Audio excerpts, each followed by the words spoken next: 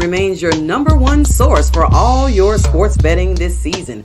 Everything from NFL playoffs to pro, college basketball, UFC, MMA, and more. You'll always find the latest odds, team matchup info, player news, and game trends at BetOnline. With live betting options, free contests, and live scores for almost any sport or game imaginable, BetOnline is truly the fastest and easiest way to bet all your favorite leagues and events. Head to the website today or use your mobile device to join and receive your 50% welcome bonus with your first deposit. Make sure to use that promo code BLEAV, BLEAV, to receive your rewards. BetOnline.ag, where the game starts. Tell them the noise make conception.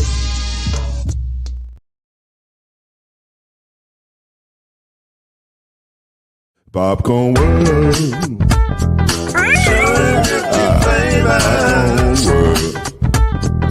Popcorn World. Yeah.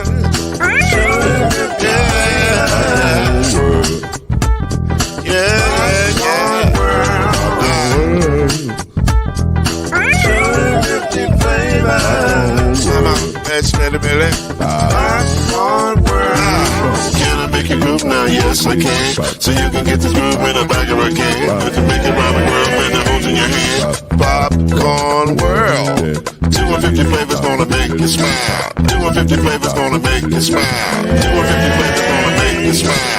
I said popcorn make you smile. Ah. Popcorn World. Popcorn World. Popcorn World. Popcorn World.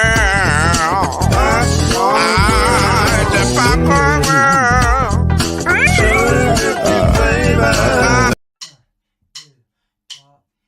You're now listening to BLEAV in the ACC with Heisman Trophy winner and Florida State legend, Mr.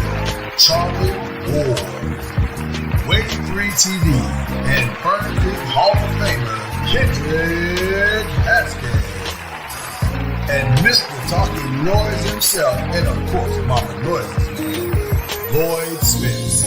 And now, it's time for BLEAV in the ACC.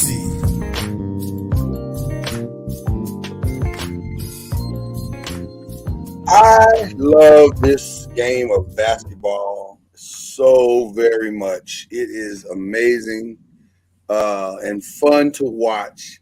But I specifically love the NBA because no one does drama like the NBA. So, in a rare move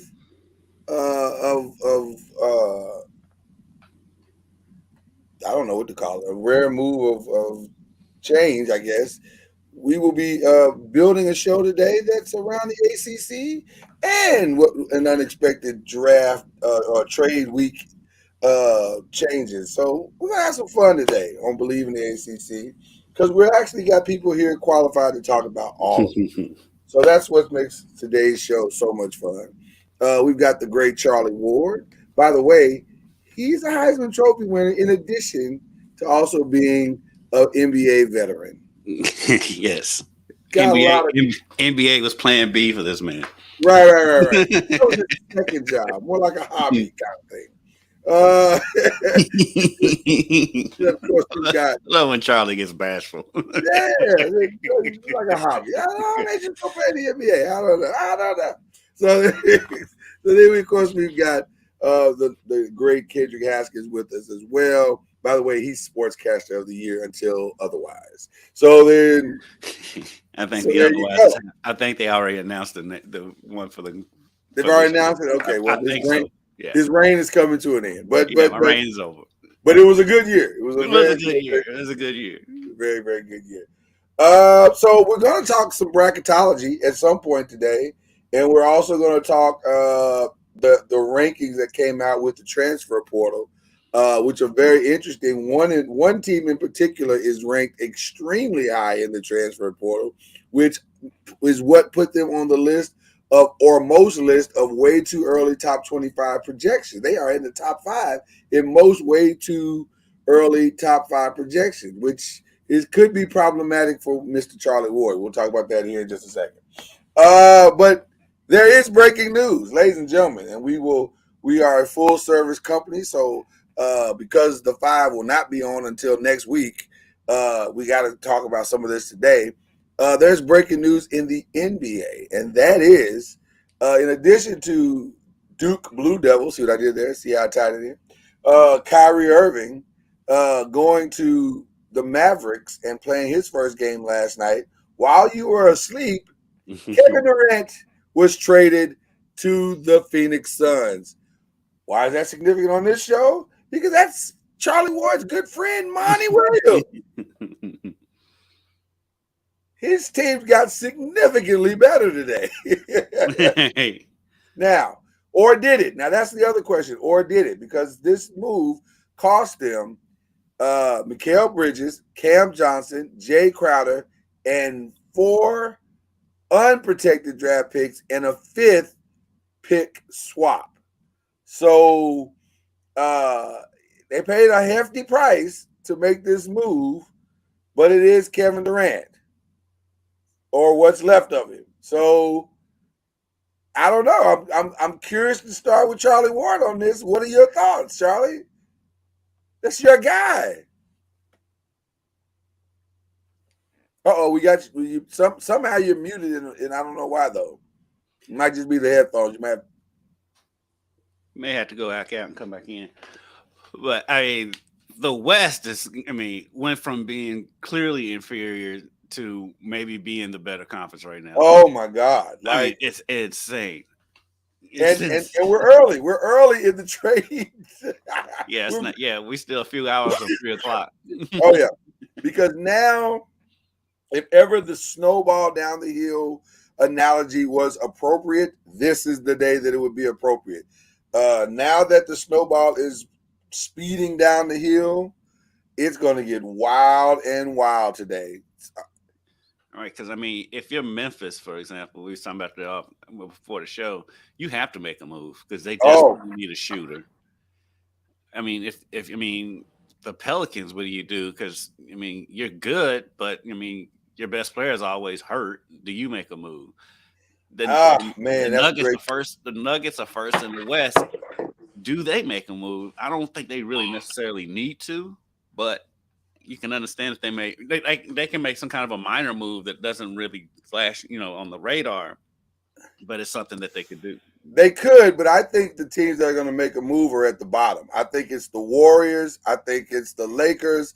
I don't think the Lakers are done. I don't think the Warriors. I think the Warriors are about to play their best card. I think.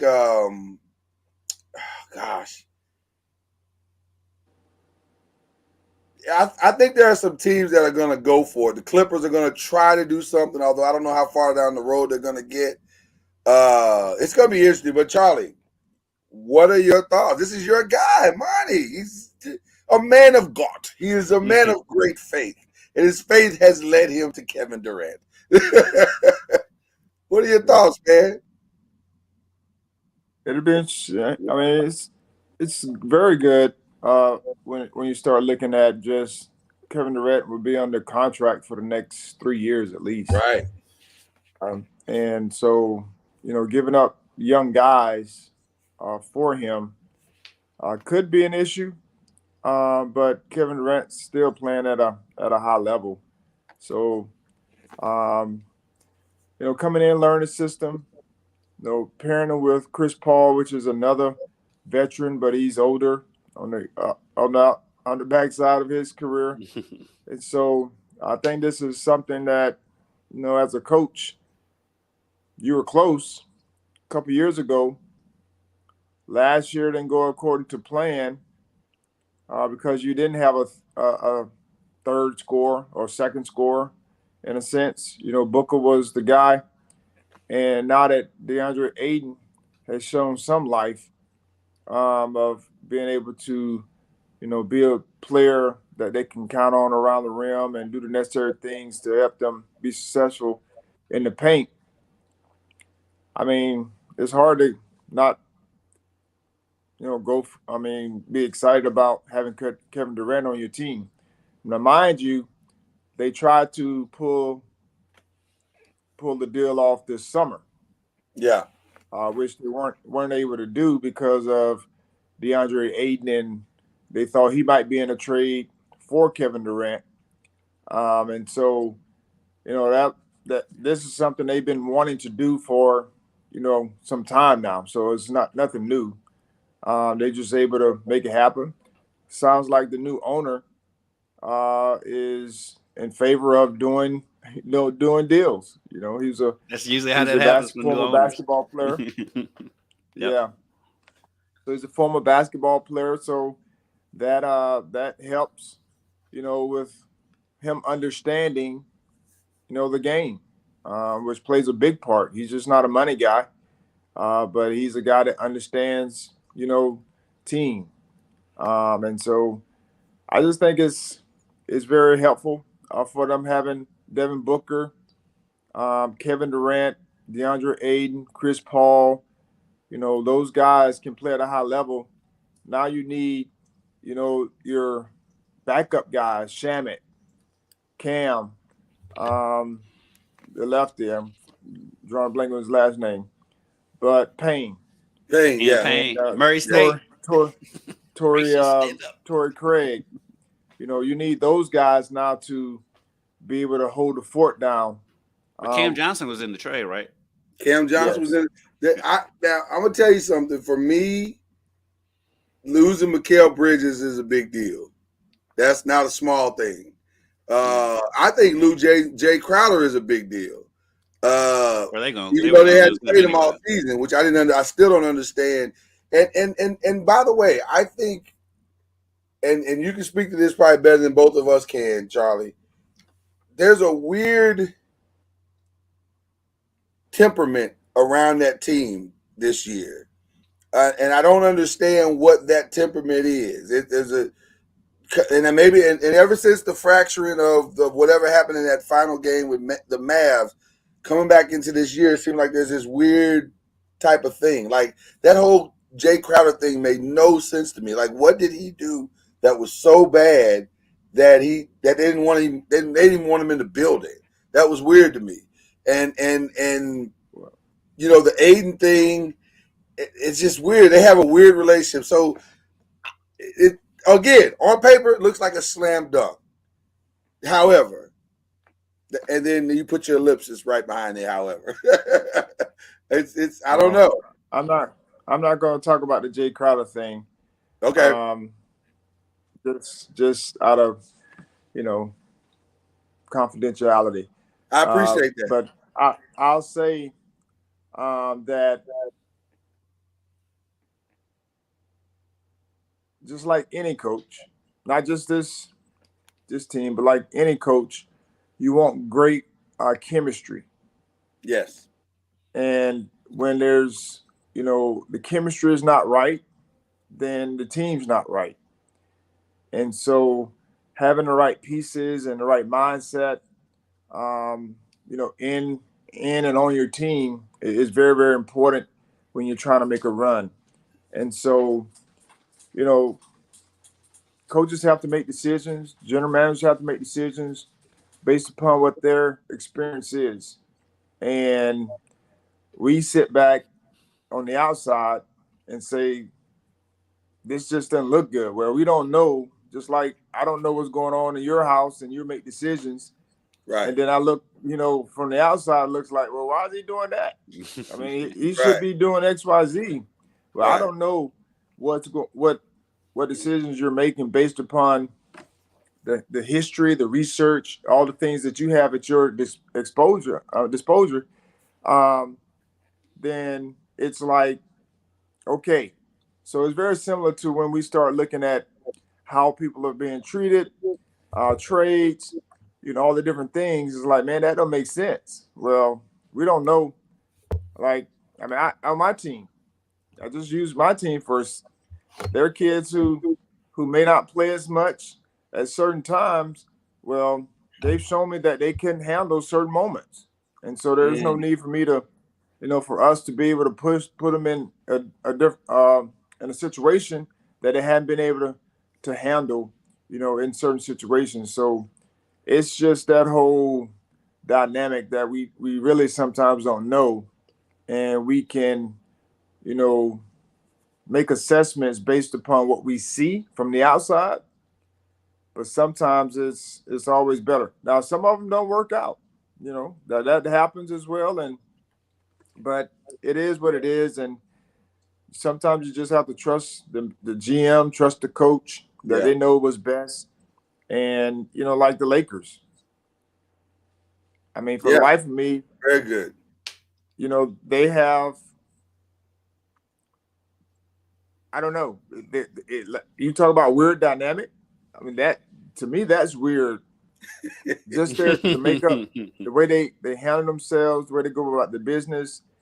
Like, I'm looking the other night, and AD is on the floor, but he's just there. Like, he does it all the time. Yeah. Like, he's just floating around. I mean, he's setting screens. He's trying to rebound. I mean, he's doing all the necessary things, but he just doesn't seem like he's really actively involved in trying to make things happen, and they're just bypassing him on the offensive end. Mm-hmm. I've noticed that too, Charlie. It's like sometimes he's not engaged the whole time he's out there on the floor. No, he's not.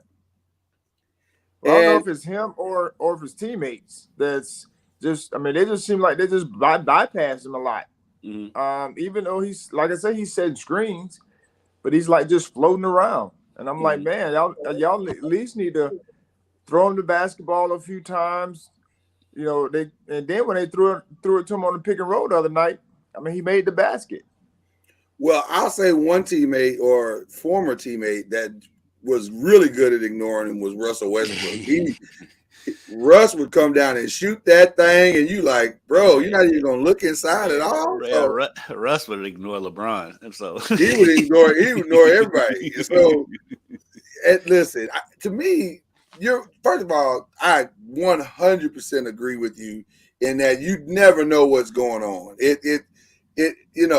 What makes sense to us doesn't always make sense to inside the building and those who are intimately involved in the circumstances. So I agree 100% with that. What will be fascinating to me and what I am most excited about is because talent-wise on paper, Chris Paul and Kevin Durant look like it's going to be great.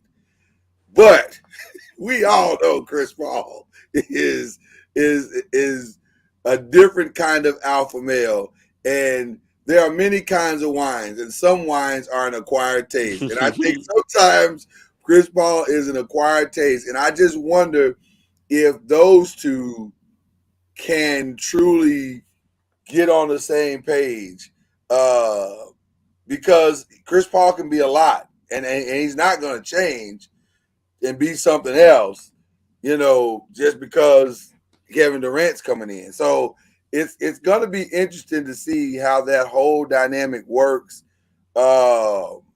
I'm fascinated by this whole, and by the way, we're not even close to done. Like, this is just the beginning. That Kevin Durant move is going to be a snowball down the hill going 90 miles per hour. And by the end of the day, the entire West is going to look different. Yeah, because I think the blockbusters might be done. It's not too many more. Right, I think the blockbusters but there's going to be a lot of those trades that's not exactly marquee trades, but they're going to be big trades for those teams that are still down the road. Yeah, because like the kind of trades that make them different. So because I wonder if the Mavericks are done making moves. Well, the diehard Maverick fan Jay Jordan is in here. And now that's for me, guys. Don't even worry about that. Lakers are done for the season. That's completely for me. I'll deal with him tomorrow night. One of my co-hosts for the show, Talking Noise. I think the Mavs might make one or two other moves, just to maybe shore up the bench a little bit. And I think that's kind of what everybody's doing. They're trying to figure out how they can. They're going to have to figure out a Kevin Durant strategy. That's really what it all comes down to. Everybody in the West is going to be like, well, how do we at least slow this guy down? And so It's going to be an interesting day, to say the least. But that's the NBA, ladies and gentlemen. That is the NBA in a nutshell. Because I also, everything's focused on the West. Teams in the East are going to have to make some kind of moves to be able to compete if they do get to the finals. Well, keep your eyes obviously on Toronto. Keep your eyes still on Chicago. Toronto, keep your eyes on 2 Atlanta. fire sale teams. Yeah. Keep your eyes on Atlanta. They seem hell bent to get rid of John Collins for whatever reason. That goes back to what Charlie said. I don't understand that. That out on the out. Listen, I'm not a member of their family, so I don't know. I'm using that line, Charlie. I think that's a great line.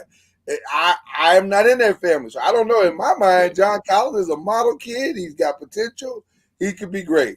But that ain't clearly that's not how they feel about him. So they're ready to dump him. I wonder he could be headed west. I wonder, just on the outside looking in, if he thinks he should be playing a bigger role on the team than he is playing. I want just like I said, I don't know their family. But can I tell you both something? I think he should. I don't know why he's not. His talent says he should, but whatever reason they're so guard dominated now with DeJounte and Trey that I'm wondering if that's so I don't know. It's interesting to see how all of this is going to unfold. But we will keep you posted. If anything happens to break during this show, we will let you know what that is. The Heat need to do something. Yeah.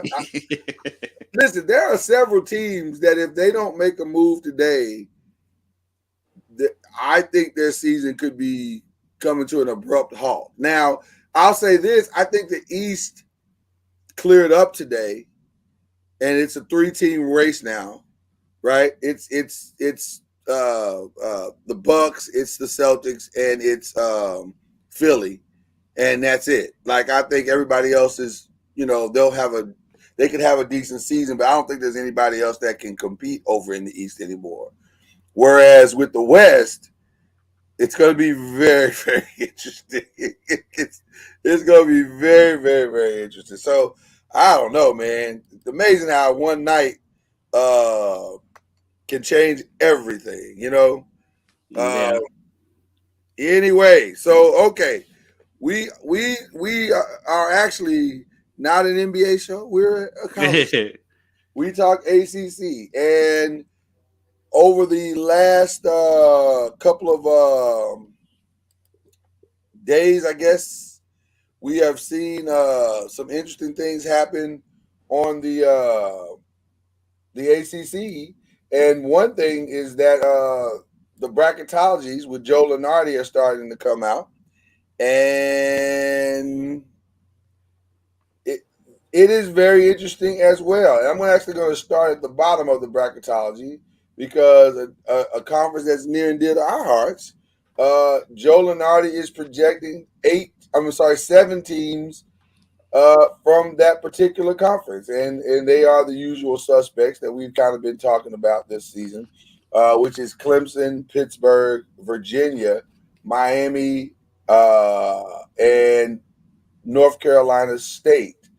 They all hold decent records. There's an outside chance that Wake Forest and Syracuse might find their way in. But the one that is the most glowing is North Carolina. I don't think Joe has them in. They shouldn't be. Well, but we're talking about a team that was in the finals last year. And they're not even – he doesn't have them even on the bubble. And you can probably move Kentucky off of that list after the other night. Yeah, after that Arkansas, they might be the last 4 in, maybe first 4 out. Arkansas hammered them in the second half of that game at Rumpel. Yeah, that was a weird game. I don't understand what that was. But and by the way, Kentucky has a brutal next 4 or 5 games. I think they played Tennessee and Ole Miss. Tennessee. Well, Tennessee just lost to Vanderbilt. Yeah, but they'll take it out on Kentucky because they, it's a weird year. But going back to ACC, Are you, Charlie and Kendrick? Are you guys surprised by anything you've heard here? Because The only thing was surprising to me, to be honest with you, not so much who's on the bubble and stuff. What's surprising to me is that Wake Forest hasn't been able to stay as consistent, right? Because they're a good team, but they haven't been consistent here in the last couple of weeks, and that's what's most surprising to me more than anything. Do you think can Wake Forest or North Carolina can somehow find the rhythm, Charlie, and make a late run? Because I would think going into the ACC conference, if you draw either one of those teams, you're not going to be real happy because those teams are talent-wise good enough to beat you. Yeah, I mean, I guess it's just like this time of year where you start putting your name on lists and those types of things, and what you've accomplished up to this point. Sometimes you're not able to keep it going. Talk about that for a second, though, Charlie. Why at this point in the season does it become more difficult to sustain your excellence? Is that a lack of focus? Is that motivation? What is it? Well, a lot of teams have film on you from your season, and they know your tendencies and those types of things, and it's more playoff-like when teams know what you're doing, your players' tendencies, what they like to do, and now you just have to go and make tough plays, whether it's offense or defense. And if you don't have those guys that can play through that and make plays when other teams know what you're doing, then you may have your inconsistencies. And so we're looking at Syracuse. They came in and won last night against the Seminoles, but they're at 10 losses. Yeah. And so they can't afford any more, losses in order to be considered. Once again, they're right there being considered, and I don't know if they're good or not, or good enough to be in. And so the teams that are in the middle for a reason. They've been inconsistent. Are you surprised, Charlie, at North Carolina at all? Well, I really watched them drop off. I'm surprised in the sense that they have been consistent with the team they had coming back. Right. And I don't know if all those guys improved or not. Well, apparently they haven't from last year because they're not playing up to their potential for whatever reason. And so it's interesting. They're acquiring talent, young talent, to go along with the veteran guys. But I haven't heard much about Caleb Love. That's the one for me. That's the one that's been confusing to me this year. That's the one for me because I would think this, with all that he has on the line, if you could say it that way, you would think that he would be the number one guy to make the jump. And then, of course, he's been there, like you said, a decade. So you would think at some point it would all click and it would go to the next level, but it just hasn't. For whatever reason, it just hasn't. I think that's been the biggest difference for them is he hadn't been who they expected him to be this year. And I think that's been their biggest issue. And last year he was great. Well, he wasn't great. I would just say he was. Down the stretch he was. He got great. He got great at the end. Yeah. So I just think that's been one of their biggest issues. And I like I said, I haven't watched them much, but they just seem to have, Baycott, like the one that's being the guy. Right. Yeah, he's it's hard. Yeah. It's hard when your big guy is your main focal point. Right. Yeah. In today's basketball, especially. Correct. Because we're seeing the same problem. Not to keep bringing up Kentucky, but it's the same thing. It's like Sheway is the focal point, and you can't play that way these days. It's not that way. When you're big is not somebody who can step out. Right, and or your big is not someone that can dominate. Sheway can't dominate. Bangkok can't dominate. He's not a dominating player to where if you throw him the ball, he's not a Shaq, where if you throw the ball, or even a Tim Duncan, where he's so skilled that he can step out, hit mid-range jumpers, or he's not that. He's just a back to the basket. I can get the rebound. I can lay it up. If I catch it off the block, I can score. They're great 90s players. He's great. He's a great, great, he's a great limited 90s player. Right. He's just so, yeah, Caleb Love was the key to that North Carolina team, and he has not, for whatever reason, taken that next step of sustainability in his play. Like, you'll see a quick flash in a game, but nothing that makes it you go, he's the engine that should be making them go, but it feels like they stay in the mechanics office a lot because he doesn't sustain it for whatever reason. Yeah, he's just been super inconsistent this year. Yeah, he's been super inconsistent. So, according to ESPN right now, and we'll use them as our gauge today, the locks of making it to the tournament is the only lock for sure is Virginia. But I think I would feel like Miami's a lock. I was gonna say, but I think you could say Miami's probably a lock. Like, I feel pretty strong to say Miami's gonna get in. Duke is the other. NC State is the other. Pittsburgh. They said Clemson has some work to do. I'll be honest with you. That I don't understand that. Work to do to get in, or to get in. Get a top. Get in. I shouldn't have any. I was going to say, I should be a lock too. I would think Clemson and Miami and Virginia are all locks, and Pitt too. And Pitt. I was going to say, and Pitt. I would think, but again, Clemson is though they sit atop the ACC, they are still unranked for whatever reason. Well, they do have some bad losses. I will say that Clemson does have some bad losses. They do. That's what's holding them back. I mean, that's what it is. But you can't discredit the fact that they're leading the ACC. You as much as you're saying they got bad losses, you can't say that they don't have great wins. Right, they got great wins too, and they only got 3 losses in conference. So everybody. No. Charlie said they don't have great wins. They don't. You said they don't have great wins? Hey, trust me. Oh, every win is a great win. I don't care who you playing. Yeah, I think they have great wins. Go look at their schedule. Let's look at their schedule real quick. Let's see what they have done. They lost to South Carolina. Okay, that was not good.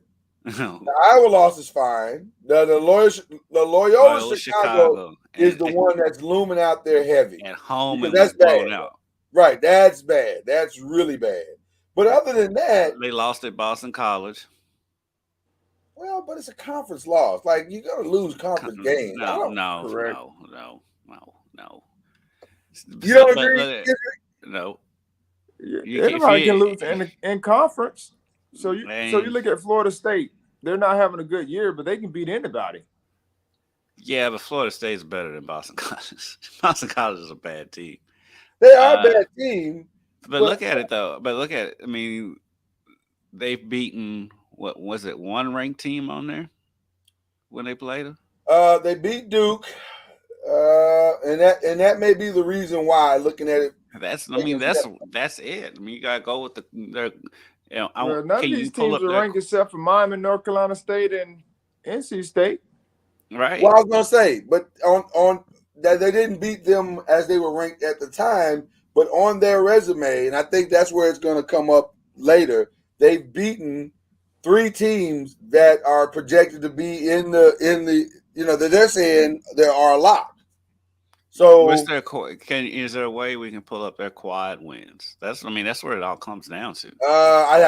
You guys would have to talk amongst yourselves. You got to filibuster. Y'all talk amongst yourselves. That's basically what it comes down to is their quad wins. Where are their quad wins? Because they've got 2 quad 4 losses, that's for sure. But with Loyola Chicago and Boston College, and so the analytics of it, that's what it comes down to. I mean, yeah, you lose conference games, but I mean, when it comes down to the quad wins and all that stuff, that's what matters. And so, I mean, and I'm someone who likes Clemson. See, there you go. Yeah, I don't disagree. You got 3 quad 1 losses, and then look at their quad 4. You got 4 quad 2 wins. But they got a loss. They've got at least 1 quad 4 loss.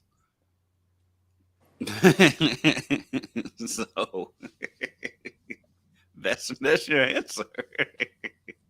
Yeah, I don't love that though.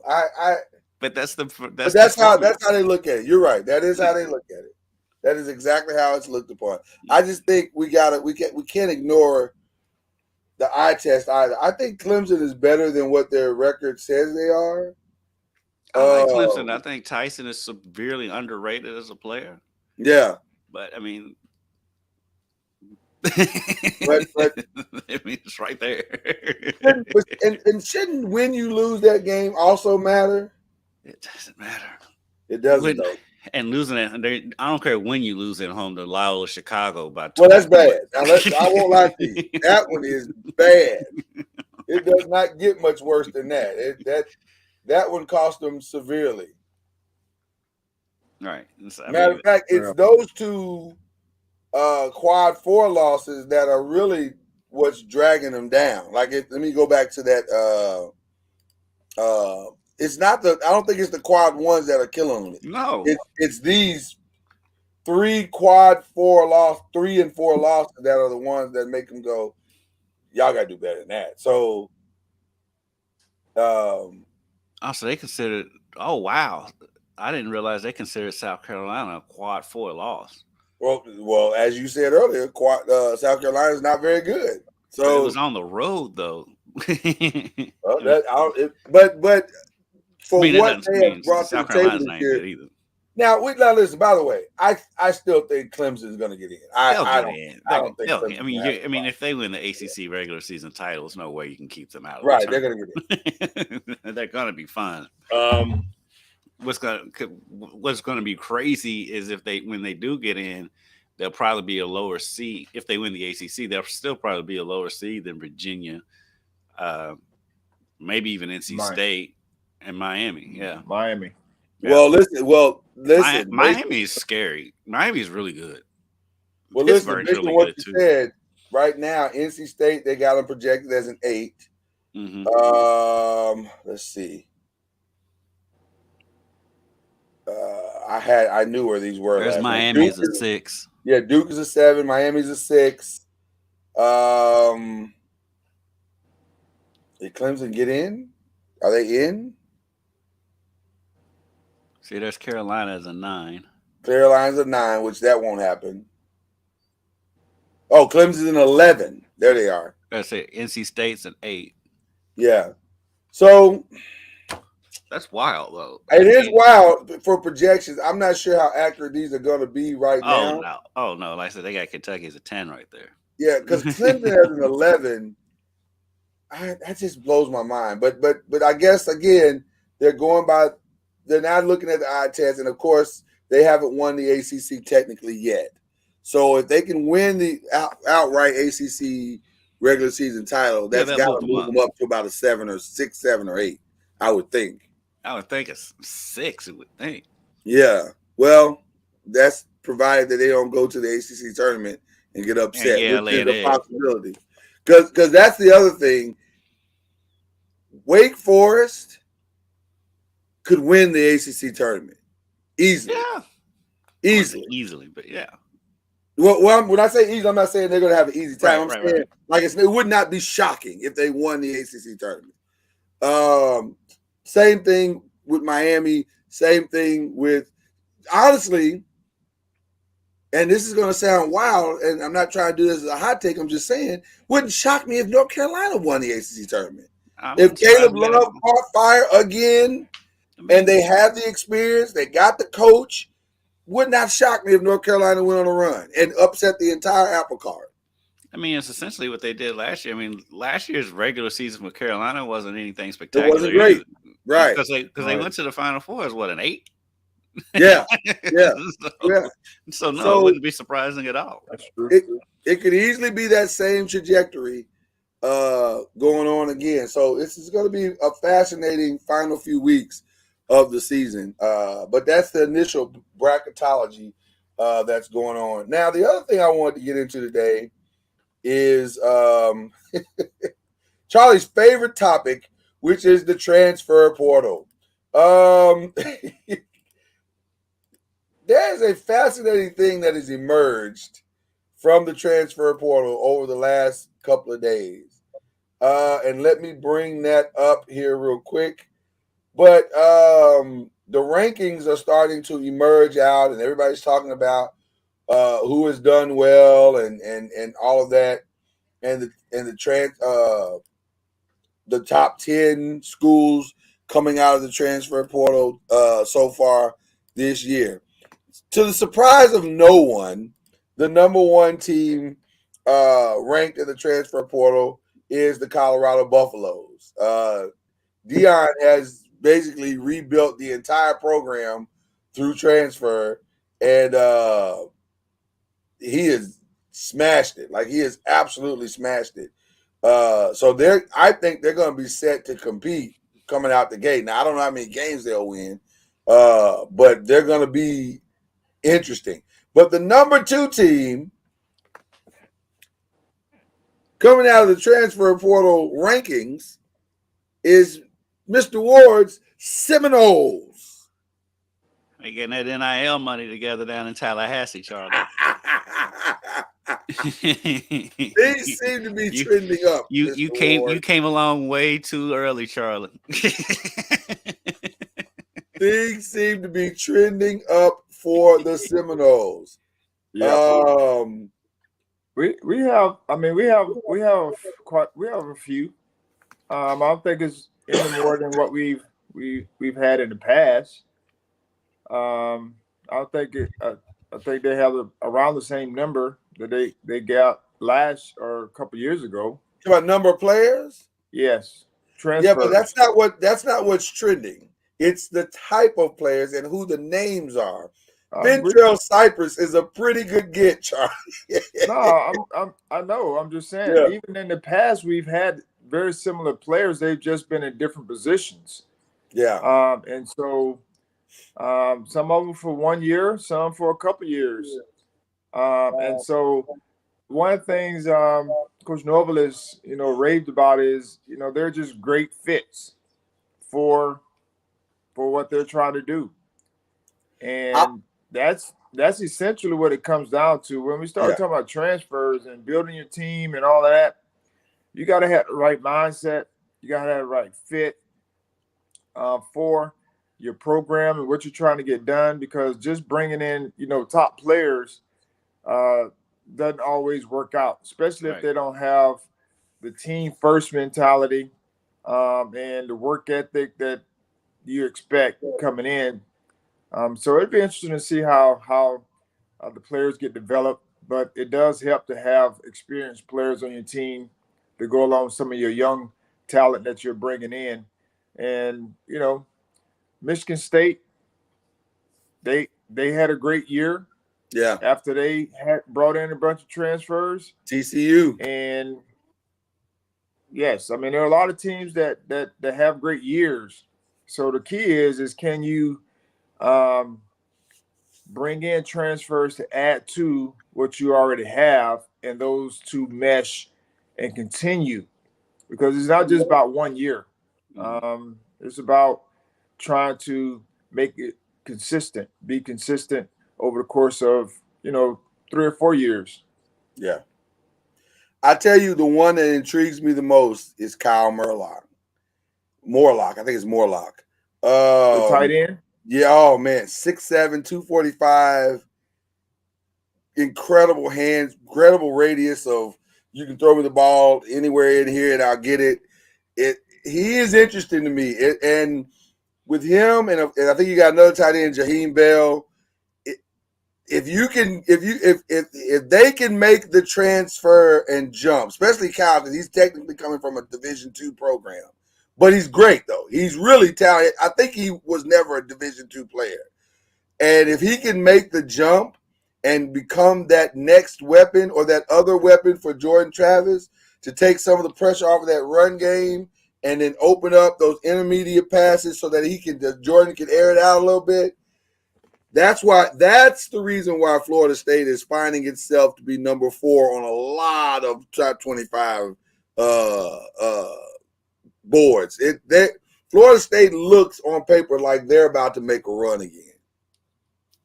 Yeah, I mean, we got a solid team. I mean, I'm not going to sit here and say we don't. I mean, when you look you can't anymore, Charlie. Hold on. I was going to say, Charlie, this is breaking news. This is breaking news. You're not this time. Well, you're not saying listen, fly under the radar this time. Listen, on paper, they look poised. And I'm going to say something.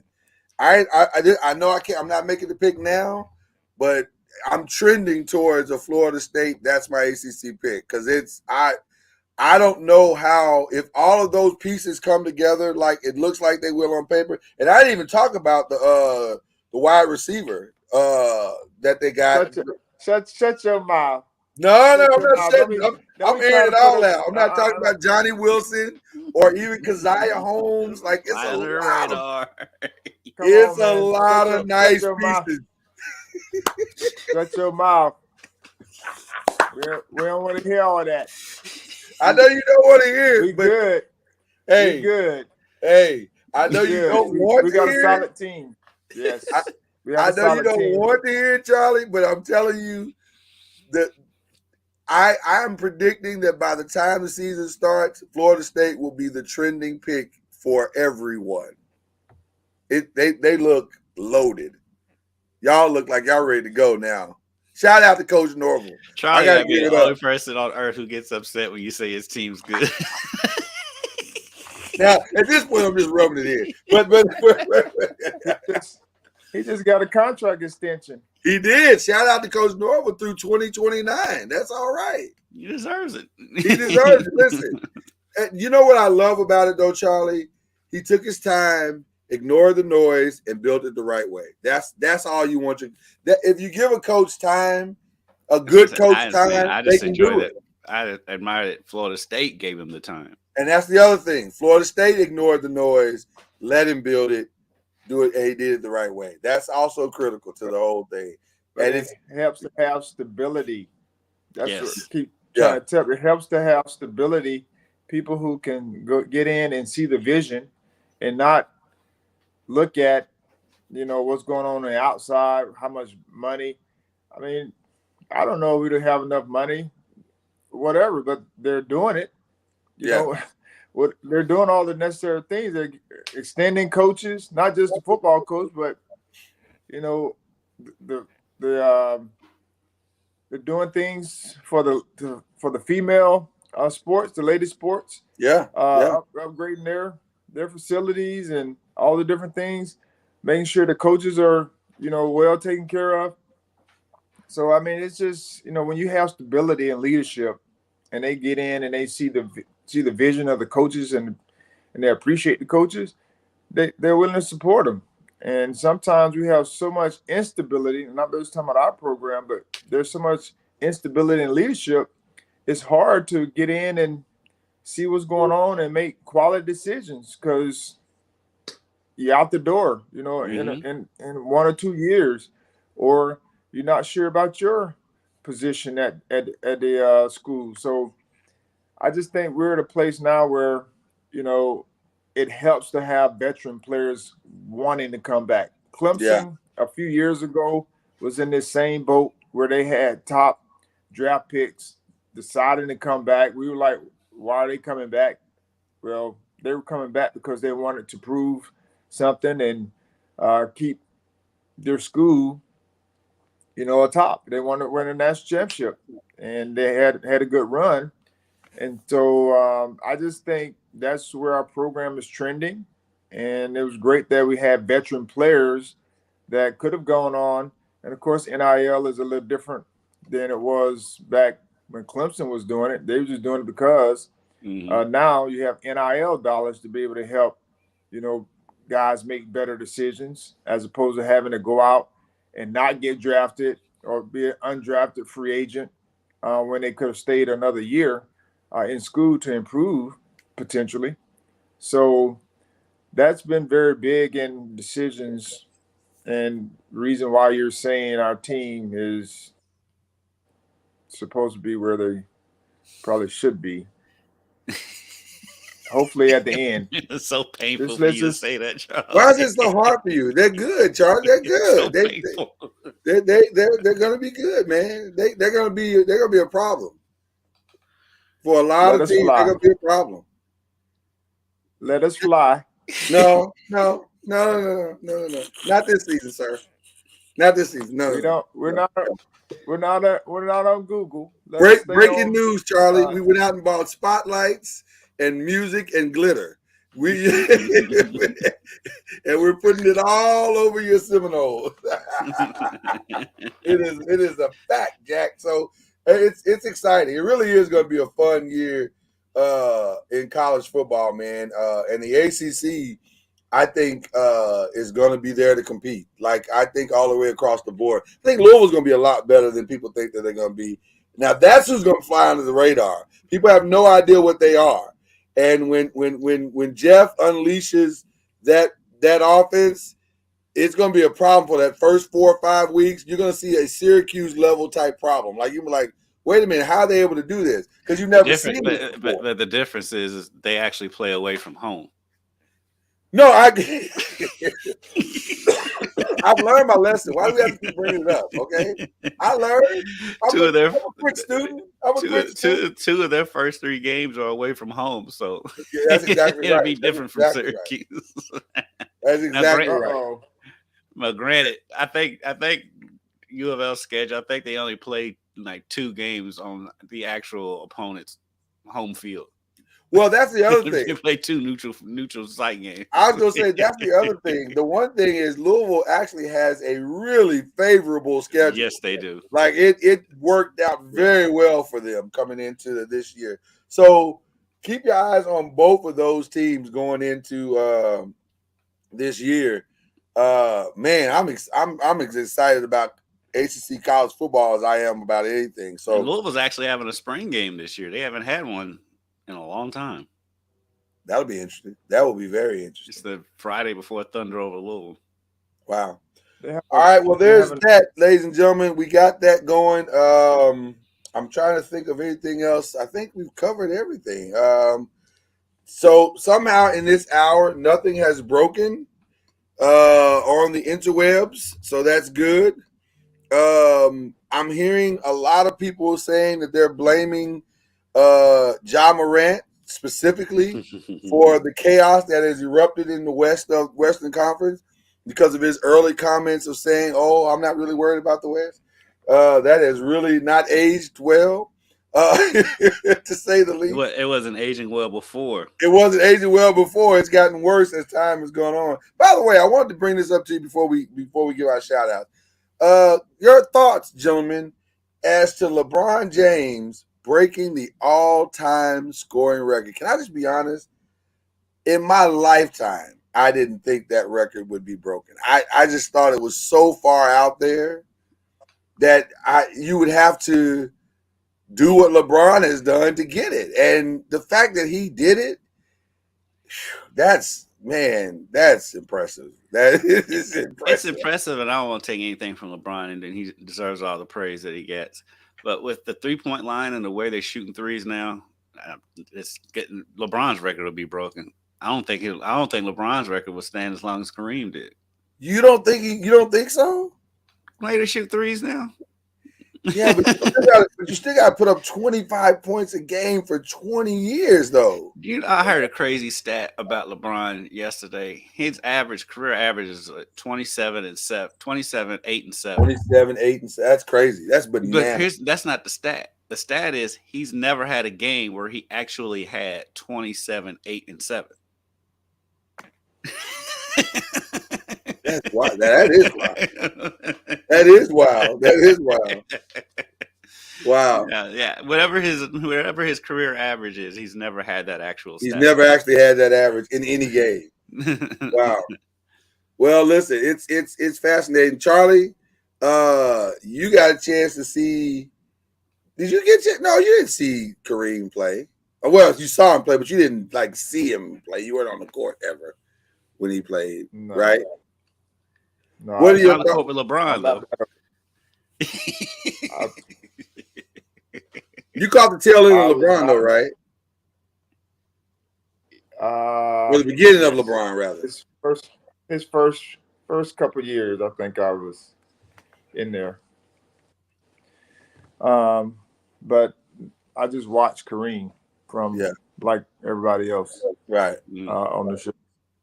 But yeah, like Kendrick mentioned, you know, with 3-point shot being shot the way they're shooting it today, but you're still gonna have to have longevity. That's the key for even LeBron. You know, he scored a lot, but he's played 20 years or however long he's played. Right. 20 years and didn't play in college. And so, you know, that's going to be the key. If you're going to break it, it has to be someone like that. You know, the person that comes to mind would be Steph Curry, but I don't know if he's going to get to that point. He's been hurt too much. Longevity. Right. Of longevity to be able to make it happen, but it'll be someone like him. So it may stand for a while, because when you look at the list, there's no one who's currently playing even close, right? Like in the top whatever, you know. So that's going to be something that will stand for quite some time. 38 years, though. I don't know about 38 years, but you got to think who's going to be the one to. We haven't heard of the guy yet that's going to break it. I think the challenge is going to be exactly what you guys said a minute ago. First of all, they're going to have to lift the rule. That extra year matters, right? So you're going to have to play probably from high school in, like that. That's 18 on, because we haven't seen people past 38 do what LeBron has done. So that year of coming in at 18 is going to matter, right? So I don't know if anybody can do that. I don't know. It's going to be tough, man. It'll be tough. I didn't think somebody who's a 3-point shooter would do it. All right. Charlie, you want to give your shout outs real quick? I know you got to bounce. You want to give your shout outs real quick? Shout out, mention it, Coach Norval, for his contract extension. Well deserved. Very proud of him. And AD Alford for all the work that he's doing at Florida State. Also to my basketball team, we're in the district finals. We play McClay, the team that beat us on Friday. So we have an opportunity to get back or take another loss, one of the two. But also shout out to my wife. She's, of course, a darling in a lot of ways, but she's done an amazing job with our foundation. We have Blessing Buckets coming up here on the 25th with God's Pit Crew that she's working to coordinate. So we're looking for more volunteers to come and help us pack buckets, which we have quite a few already, but we're grateful for her and the work that she's doing. This is great news. All right. It wouldn't be BLEAV in the ACC if Lloyd's phone didn't ring in the middle of the show. I totally forgot that. And that's it for me. Awesome. All right, Kendrick. Charles, you need to roll. We're okay, bro. We got you covered. If you need to, I know time. Right. Go ahead. My shout out is real quick. Man, it's actually a Florida State, Coach Ham. Shout out to him just because I like goofy stuff. So after his post-game press conference after the Louisville game, Coach Ham coached at UK for a long time, so he was bringing up restaurants in Louisville that he wanted to deliver food to the plane. because he knows all the spots around town because he was here so long. So Hilarious. he was shouting out those spots, hoping they would bring him some food. Hilarious. That might be the most dope move of all time. Like, by the way, since I'm here, can I get Indies to bring me some chicken? And He shouted out Claudia Sanders. Did he really? Yeah. Listen, that's some good chicken. That's the original recipe right there. Right. Shout out to Claudia Sanders. All right, that's cool. And it did shout out to, of course, Patrick Mahomes and Jalen Hurts, first two quarterbacks in the Super Bowl. Who you got, by the way? Who you got in that one? I'm leaning towards the Chiefs. It's hard to bet against Mahomes, man. It's hard betting against Mahomes. Yeah. The Eagles, I mean, they ran into a San Francisco team that was basically playing me at quarterback. Right. So, I mean, no disrespect to the Eagles are a fantastic team. I wouldn't be surprised if they won. I just think the Chiefs. I mean, you can't kill them. You can't. It's just like it's like that boss at the end of the video game. It's like no matter what you do, you just can't kill that team. So I'm leaning towards the Chiefs. Yeah, I don't know how. Everybody said, and I quote, "Oh man, there's no way Mahomes is going to be able to be as productive without Tyreek Hill." And all he did was put together another MVP type season, and arguably get better. Like he's better now than he was. So I don't know what you're supposed to do to stop this guy. It feels like he's going to go on another unprecedented run, similar to that of Tom Brady and what he did. Like he's just going to keep reloading, man. Right. And he's not going to get dumber. He's going to get better. He's going to get smarter every year. So I just don't know what you're supposed to do to stop him. So I'm going to go Chiefs by 3 because I don't think it's going to be a blowout. I think the Eagles are for real. Yeah. But I just think I mean, the Eagles got too many weapons. The Eagles going to put points on the board. Yeah. They had too many weapons. I mean, and they're strong on defense. I think it's probably going to come down to a turnover somewhere down the line or some kind of a mistake or penalty or something. Yeah. It's going to be a razor thin difference between these two teams. Yeah, I agree.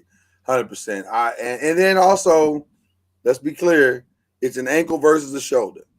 Which one gives who the most problems? Right. And if it's the shoulder, then the Chiefs win. If it's the ankle, then the Eagles win. So we'll see how that goes as well. So I want to give a shout out. Were you done? I'm sorry. Were you done? Yeah, I'm done. Yeah. Okay. I want to give a shout out to the Grammys. I had thoroughly enjoyed the hip hop. That's the first time I've watched the Grammys from beginning to end, and like I couldn't tell you the last time I did. Listen, I haven't watched it in many, many, many years, but I watched it because I knew the tribute was coming, and it did not disappoint. It was fantastic. I also want to give a shout out to Chris Stapleton, who I think is incapable of having a bad performance. And dude, it's amazing, dude. He is incredible. My Kentucky God. boy. Kentucky boy, just doing his thing. So shout out to Chris Stapleton, man. That was impressive. And finally, my shout out is to the NBA. You never disappoint. You never disappoint, and we are grateful for it. Today, if you are a sports fan, this is your soap opera. The drama will be at a fever pitch. So stay by your phone, get to Twitter. It's going to be a good one. It's going to be a good one. So with that being said, and then, of course, shout out to LeBron for just doing something that we all never thought was even possible, but he did it. So there you go. All right, I'm done. You're done. Charlie's clearly done. He walked out the door. This is BLEAV in the ACC. We love each and every one of you. Thank you guys for pulling up on us. Thank you for rewatching like you do. We are all so grateful for that. And we'll see you next time. You've been listening to BLEAV in the ACC with Charlie Ward, Lloyd Spence, and Kendrick Haskins. Please like, follow, subscribe, and share from the Noisemakers page on Facebook and on YouTube. And you can also listen to us on Spotify, Apple Music, iTunes, and wherever podcasts can be heard. And join us